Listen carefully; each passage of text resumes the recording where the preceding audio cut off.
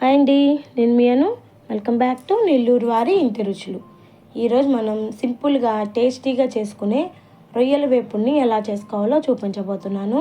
Taste అనేది చాలా బాగుంటుందండి. తప్పకుండా ఈ విధంగా ఒకసారి ట్రై చేయండి. మళ్ళీ మళ్ళీ మీకు ఇలానే చేయాలనిపిస్తుంది.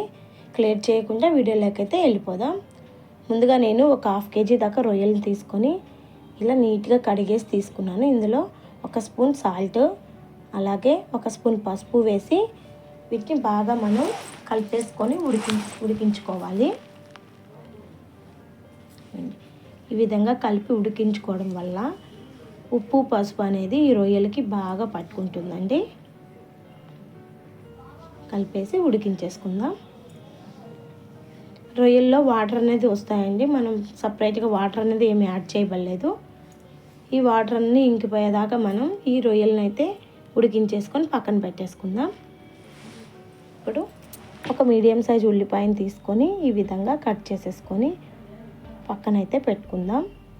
ఈ రొయ్యల ఫ్రై అనేది బిర్యానీలోకి కానీ అన్నంలోకి కానీ సైడ్ డిష్గా చాలా బాగుంటుంది.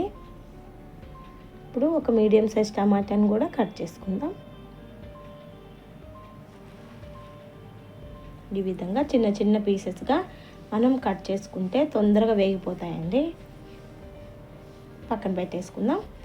ఇప్పుడు స్టవ్ వెలిగించి ఒక కడాయి తీసుకున్నాను. ఇందులోకి 2 గంటల దాకా ఆయిల్ వేసుకోవాలి.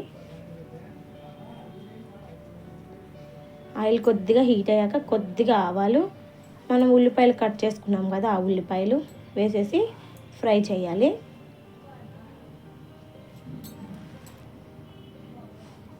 ఇప్పుడు ఉల్లిపాయలు ఫ్రై అయిపోయాయి కదా, అలాగే టమాటా ముక్కలను కూడా వేసేసుకొని ఫ్రై చేసేసుకుందాం.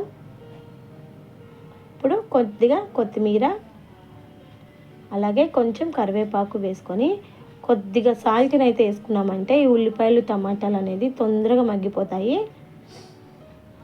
ఇప్పుడు బాగా వేగిపోయాయి కదా, ఇప్పుడు ఇందులో 1 స్పూన్ దాకా అల్లం వెల్లుల్లిపాయ పేస్ట్ వేసి అల్లం వెల్లుల్లి పేస్ట్ అనేది పచ్చి వాసన పోయేదాకా మనం ఫ్రై చేసేసుకోవాలి. 2 నిమిషాలు ఫ్రై చేశాక మనం పక్కన ఉడికించి పెట్టుకున్న రొయ్యలను అయితే ఇందులో వేసేసుకొని బాగా ఇలా ఒకసారి కలిపేసుకుంటే మనకి ఈ మసాలా అనేది బాగా ఈ రొయ్యలకి పట్టుకునేస్తుందండి. ఇప్పుడు 1 స్పూన్ దాకా కారంని వేసుకున్నాను. మీకు కారం ఎక్కువ కావాలి అనుకున్న వాళ్ళు ఏంటంటే ఇంకొక 1/2 స్పూన్ అయినా వేసుకోవచ్చు అండి. ఈ విధంగా కలిపేసి మనం ఒక 5 నిమిషాలు కానీ మగ్గించుకున్నామంటే మనకి రొయ్యల ఫ్రై అయితే రెడీ అయిపోతుంది. ఇందులోనే 2 టేబుల్ స్పూన్ దాకా ధనియాల పొడిని వేసుకోవాలి అండి. సింపుల్గా అయిపోతుంది.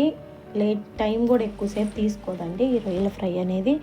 మనకి ఎవరైనా రిలేటివ్స్ అలా వచ్చినప్పుడు తొందరగా వాళ్ళకి ఏదైనా చేసి పెట్టాలనుకుంటే నాన్ వెజ్లో ఈ రొయ్యల ఫ్రైని అయితే తప్పకుండా ట్రై చేయండి.